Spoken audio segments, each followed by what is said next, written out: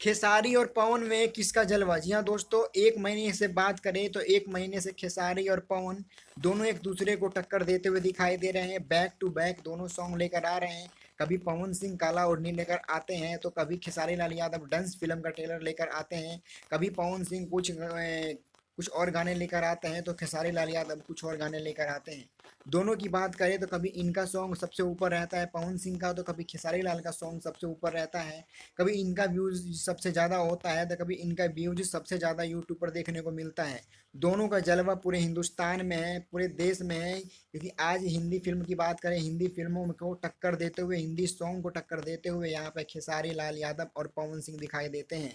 बाकी इंडस्ट्री की बात करें तो बाकी इंडस्ट्री सबसे नीचे दिखाई देते हैं, नीचे स्तर पर दिखाई देते हैं।